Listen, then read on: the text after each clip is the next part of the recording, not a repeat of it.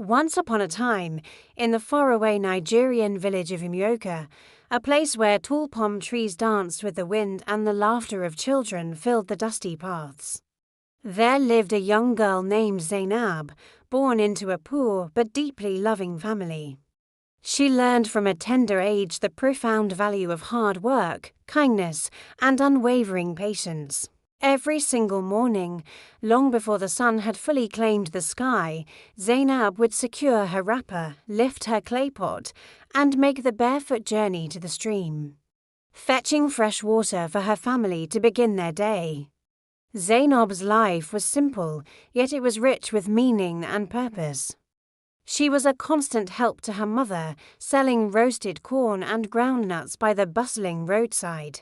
She cared for her younger siblings with a gentle hand and spent her evenings completely absorbed in her grandmother's tales of destiny, fate, and the timeless power of love.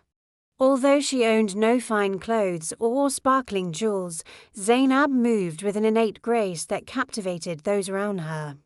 Her gentle nature was admired by many in the village, a quiet strength that shone brighter than any material wealth. Far from the humble village of Umuoka stood the magnificent kingdom of Obinagu, a realm ruled by a wise and respected king whose palace gleamed like gold under the African sun, the king's only son. Prince Adekunle possessed everything a young man could ever desire: immense wealth, unquestioned power, and widespread honor, yet despite all this, his heart felt a persistent emptiness. He had grown weary of the endless flattery and insincere smiles that filled the palace halls. He longed for a love that was real, a connection that was pure.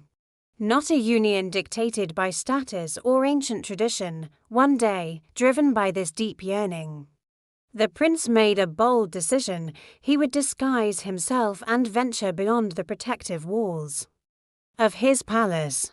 Dressing in the simple attire of a common traveler, he mounted his horse and rode through dense forests and across sprawling villages. His journey eventually led him to the peaceful lands of Umuoka. As he neared the stream, he heard a soft, melodious voice singing a beautiful tune. It was Zainab, washing clothes by the water's edge, humming a song her mother had taught her. The sound was so pure it seemed to quiet the world around him.